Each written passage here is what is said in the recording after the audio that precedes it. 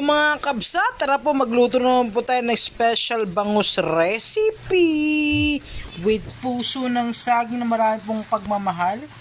Yan po ang ating kangkong Chinese, ang ating bangus, one big bangus. Pero inalis po natin yung pinaka buntot kasi masarap yung prito. Ang ating pinagugasan ng bigas, ang ating okra, sinigang mix, sibuyas, kamatis, luya, at ang kangkong. Ano naman bang kakaiba niya? Siyempre, meron po yung special puso ng saging. Tara po, let's get started.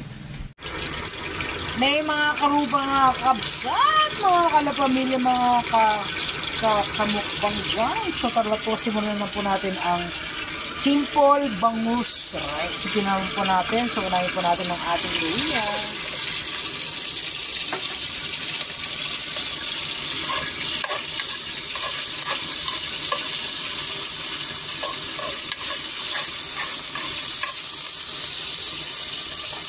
After ng ating luya, ang ating sibuyas. Wala po ngayon si Kumare kasi po binabuwan po ang ating ngayon. Kaya hindi na po natin siya nilagyan ngayon ang bawang for the video.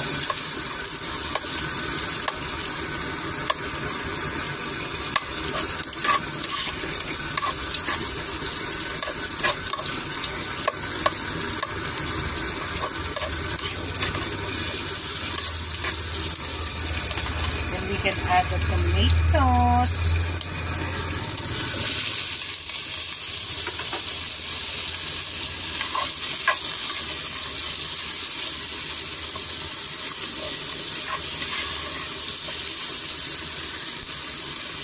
Pag yung mga kamatis mo na yun, mas naluto po, ay naku, mas masarap.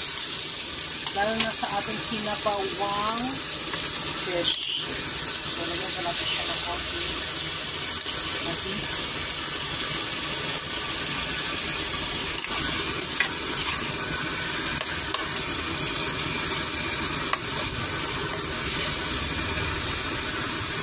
Yan po talaga yung mas masarap kapag naluto yung ating kamatis.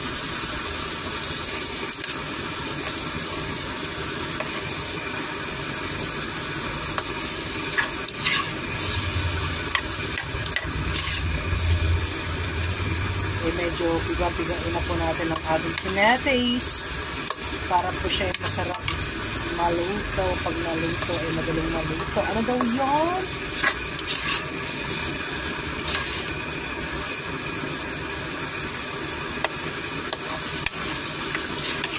Kaya na nga guys, balikan natin siya mga after 3 minutes later.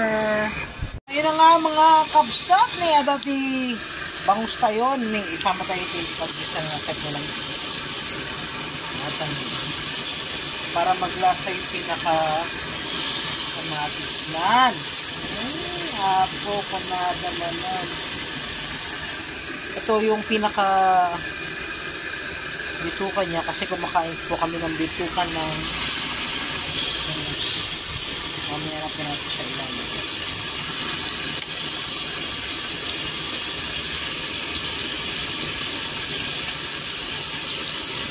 Just add a little bit of patis.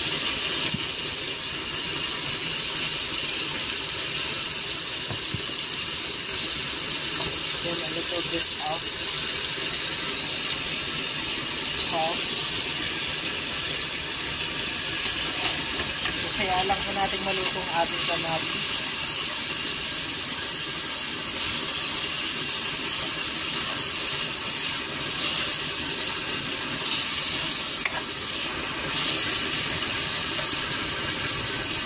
Sama ng ating bangus.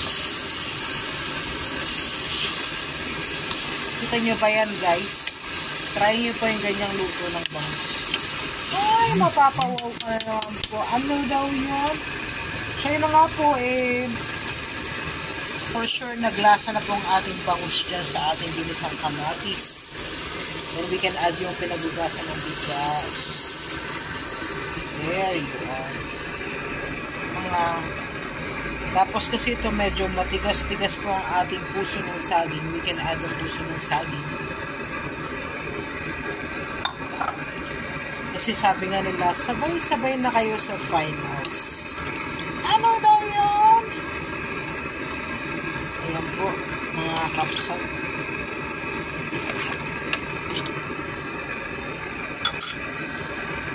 At medyo matigas ang ating okra. We can combine the okra on top na po. There you are. Nako! Pag yung mga gulay-gulay na yan, pinagsama-sama nyo, panigurado po, makakalimutan na naman po ng asawa nyo ng mga babae. Ano daw yun? So, balikan po natin siya mga after a few minutes later. Mga few minutes later, we can add the sinigang mix. Ano pa rin po kami, go pa rin po kami sa original na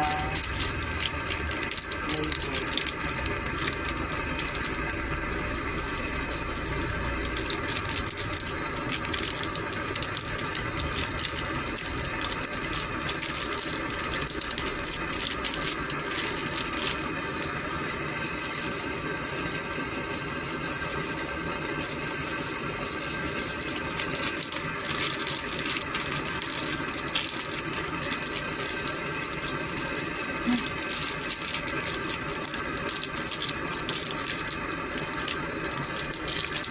Ata na eh. Lapit na.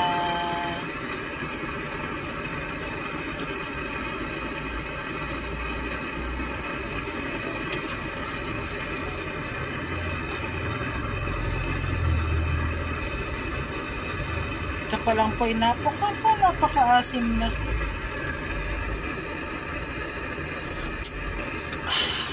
Sarap. Then add the other gulays.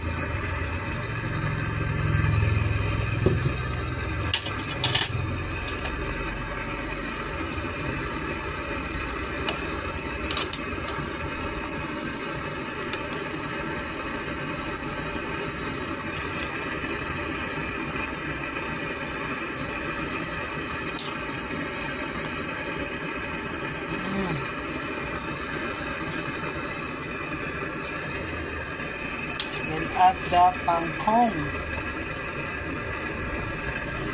And that's it. Then we're gonna eat.